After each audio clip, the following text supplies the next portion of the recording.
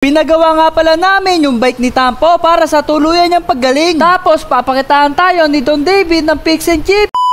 For this video nga pala, tingnan nyo naman si Don David, tingnan nyo ang kanyang ginagawa. Parang gusto niya ata maging balancer.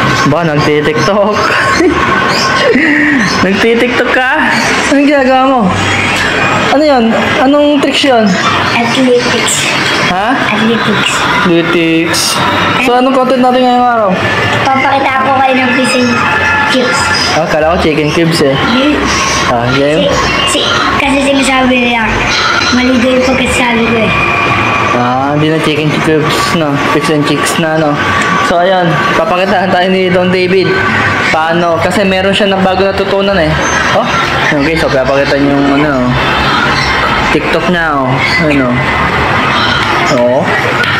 Nga, marunong ka na ba? Talaga? Tingin nga ako. Salamat sa'yo. Tara.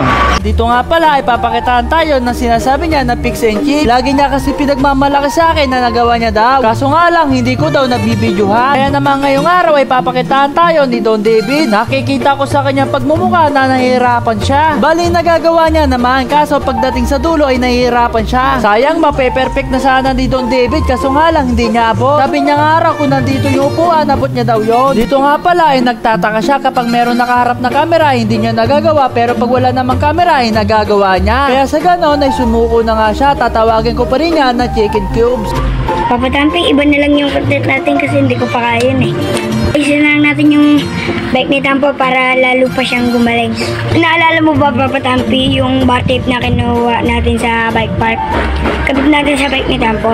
Kaya naman nagbago na ang isip namin. Naisip namin na ipagawa yung bike ni Tampo. Naalala nyo ba yung nakaraan, yung birthday ni Don David ay pinagawa niya yung kanyang bike? Yung pinaglumaan pala ni Don David ay ikakabit daw natin sa bike ni Tampo. Sayang kasi mga katampi kung ito ay tatapon natin. Dito nga pala si Don David nyo ang nagkakabit dahil marunong na daw siya magkabit. Natutunan niya nga pala ito dahil lagi siya nagpapakabit ng bar tape. After nga ng ilang oras ay natapos na nga siya.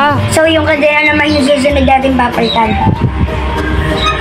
Kung napapansin nyo mga katampi, kalawang na yung kadena ni Tampo. Syempre, sakto yan sa kanyang bike. Kaya naman ipapakabit na lang natin to, tapos ayusin din natin yung gulong. Yan yung mga Don David. Sinampa nga pala ni Don David yung bike ni Tampo dito kay Ready. Mas maganda ipagawa kasi wala pa kami mga tools. At nga pala ay nandito na nga pala kami sa pagawaan. Unliskid. Oh, si David. Ikaw nag-skid na. Hello? Unliskid no. Ikaw nag-skid niya.